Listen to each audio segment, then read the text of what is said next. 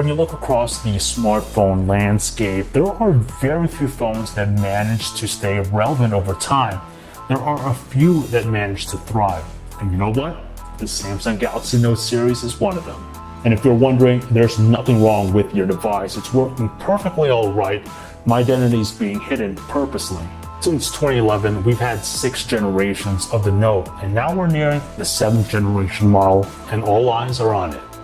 Each year, the phone has been a trendsetter, and it's been highly acclaimed time after time, but last year was definitely a learning experience for the company. So before we see the latest device in the series, let's look back at the history of the Samsung Galaxy Note to see where they started and where they're at now. When it came to making a lasting impression, that's what the Samsung Galaxy Note did back in 2011 when it was released. It was a totally different phone, and it was a conversation starter because it was unlike any other phone during its time.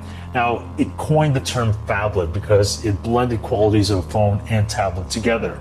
Now, what made this phone so memorable was its gigantic size. It had a 5.3-inch display, far bigger than anything else before it, and was kind of unconventional at the time.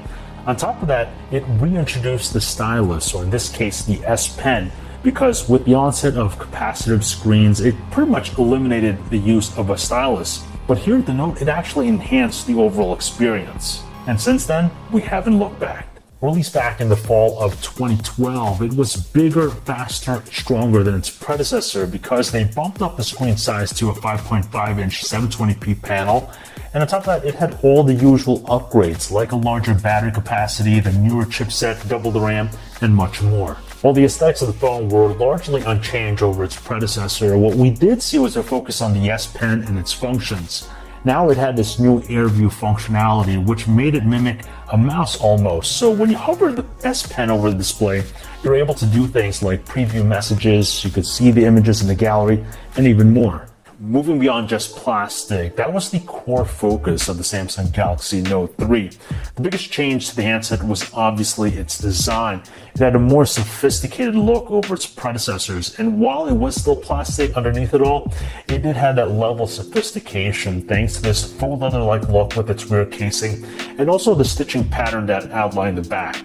But it didn't stop there because we saw many firsts with the Note 3. For example, the first time we saw a 1080p resolution in the series, as well as an IR blaster and a micro USB 3.0 port. So overall, the Note 3 was a huge improvement over its predecessor, but the biggest change, of course, was its sophisticated design. Some people will argue that the Samsung Galaxy Note 4 is the best in the series because it saw a lot of evolutionary changes. For one, it continued Samsung's commitment for a more premium design language, and that's evident here with the Note 4 because now you have a metal frame with that full leather look, which definitely elevated its design language. It was also one of the few phones at the time to boast a Quad HD screen, so it had immense detail with its display, and this is the first time we saw a fingerprint sensor in the Note series. Alongside the announcement of the Note 4, we were also introduced to the Note Edge, which was a slight variation of the handset.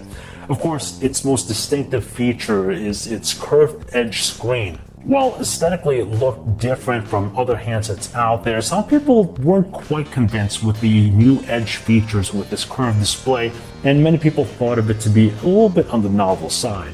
Still, it showed Samsung's willingness to be different. Finally, we saw a truly premium looking phone with the Samsung Galaxy Note 5 when it was released in 2015. It followed after the Galaxy S6 line earlier in the year, and it boasted a totally radical design language for the company.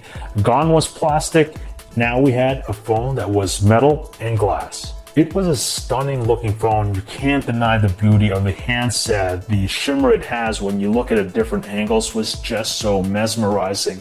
But on top of that, it saw a lot of tweaks and new updates to the software. For example, we had a tweaked fingerprint sensor which made it a lot easier to use over the Note 4's fingerprint sensor. And the S Pen now had a slight variation with its design. It mimicked the styling of a pen, so you had that clicking sensation when you took it out. Naturally, the phone was a specs powerhouse and it performed greatly in all areas, from the camera to the battery performance.